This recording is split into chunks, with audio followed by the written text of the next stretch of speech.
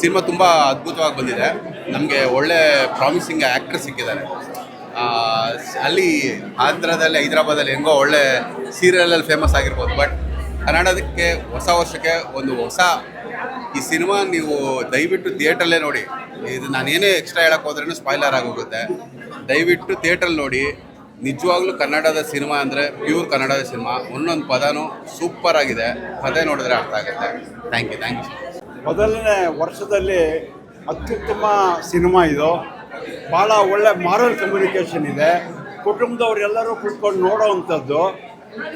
ಮತ್ತು ಒಳ್ಳೆ ನಾಯಕ ನಟ ಆಗಿರ್ಬೋದು ಅಥವಾ ನಾಯಕಿ ಆಗಿರ್ಬೋದು. ತುಂಬ ಒಳ್ಳೆ ಮೂವಿ ಕೊಟ್ಟರು. ನಮ್ಮ ನಿಹಾರ್ ಅವ್ರಿಗೂ ಹೀರೋಗೂ ತುಂಬ ಒಳ್ಳೆಯದಾಗಬೇಕಂತ ಈ ವರ್ಷದ ನಾವು ದೇವರಿಂದ ಇದು ಮಾಡ್ತಾ ಇದ್ದೇವೆ.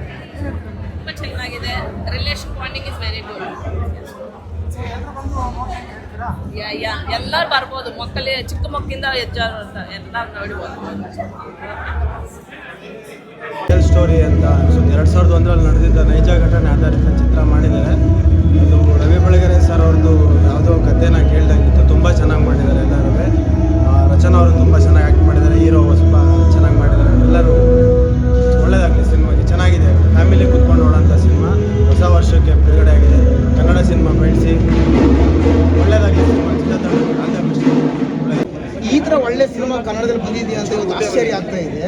ಒಂದಿಷ್ಟು ಬರೀ ಮಾಡಿದ್ರು, ಆದರೆ ಇದು ಡಿಫ್ರೆಂಟಾಗಿ ಒಂದು ನೀತಿ ಪಾಠವನ್ನು ಕೌಟುಂಬಿಕವಾಗಿ ಮನೆ ಮಂದಿಯೆಲ್ಲ ಅರ್ಥ ಮಾಡಿಕೊಂಡು ಹೀಗೆ ನಡೆಯುವಂಥ ಒಂದು ಸ್ಕ್ರಿಪ್ಟ್, ಒಂದು ಮೆಸೇಜು ಪ್ರತಿಯೊಬ್ಬರು ಬೇಕೇ ಬೇಕು. ಪ್ರತಿಯೊಬ್ಬರು ಕುಟುಂಬದವ್ರಿಗೆ ಈ ಸಿನಿಮಾ ನೋಡಲೇಬೇಕು. ಆ ರೀತಿ ಸಿನಿಮಾ ಮಾಡಿದ್ದಾರೆ. ಒಳ್ಳೆ ಸೀನರಿ ಮಾಡಿದ್ದಾರೆ.